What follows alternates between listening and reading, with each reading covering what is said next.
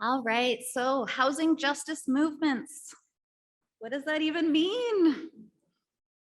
Housing justice is the assurance of stable, high quality, affordable, and safe housing to residents of all income levels.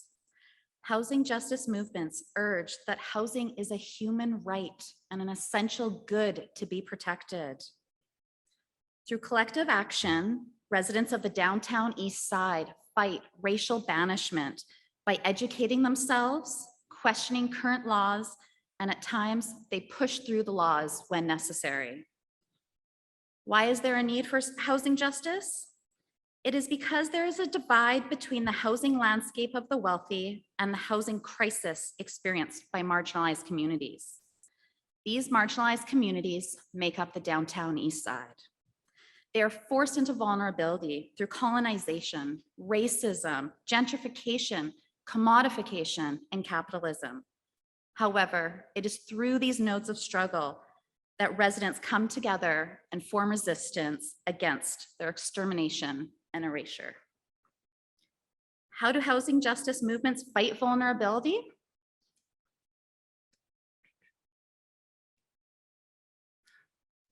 First, they produce and use knowledge.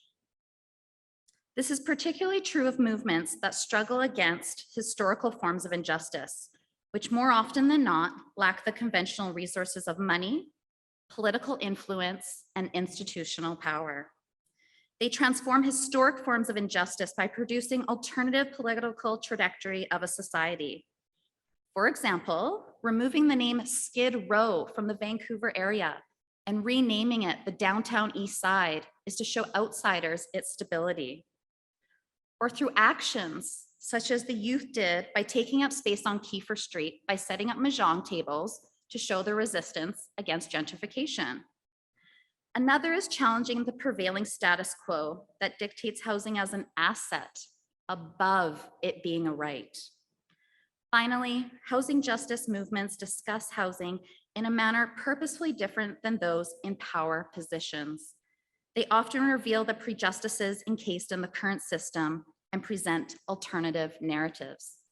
For example, stating that gentrification and its transformation is not about integration. It is a modern form of settler colonialism. By addressing property relations and the associations of personhood born from it, housing justice movements combat vulnerability.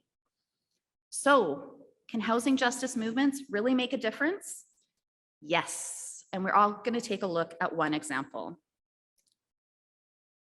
Here we have 105 Kiefer, a proposed 12-story, 100-unit condo development with only 25 social housing units.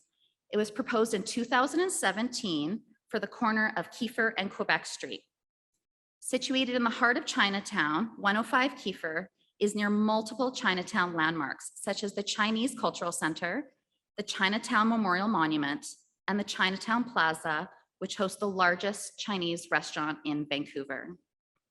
The construction of this development was unwanted because it would bring in new white wealthy residents and it would permanently change the character of Chinatown. Low-income housing and other small Chinese businesses would be at risk via gentrification if the city allowed this development to proceed. As a result, protests sprung up around the site and spilled into public hearings at City Hall.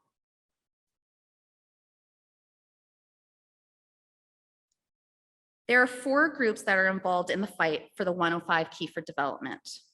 First, we have BD Development. They are the developers of this project and want to bring in market condos. Second, we have young Chinatown activists such as the Youth Collaborative for Chinatown. They are a group of young Chinese Canadians who are concerned with the needs, aspirations, desires, and visions of community members. Through speeches, rallies, and protests at City Hall, they demanded that 105 Kiefer proposed condo development be turned into 100% social housing. Third, we have Chinese seniors who live in low-cost housing and require culturally appropriate services, such as banking and healthcare. And finally, the Vancouver Planning Development Board. Those are the ones who approve developments. Public hearings for this project lasted an unprecedented amount of days as Chinese seniors and youth activists spoke out against the 105 Kiefer project.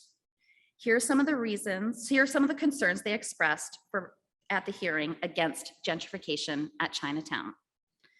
Chinese seniors are finding it difficult to communicate around Chinatown as there are many non-Chinese stores opening up. Housing is so expensive for young people and low-income people, so Chinatown should not be developed for personal profits. Zoning replacement was designed to replace Chinatown. As a result of these hearings and other forms of resistance, such as protests at City Hall and taking over space on Kiefer Street, the planning board rejected the BD application. This is extremely significant because it was the first time in 15 years that the planning board rejected an application. Activists were successfully able to stop gentrification at 105 Kiefer. While this is one example of how a housing justice movement fought against gentrification and was successful, there are many organizations that support the vulnerable and help resist the ongoing injustices of property space in the downtown East Side. Please come check out our poster for more information. Thank you.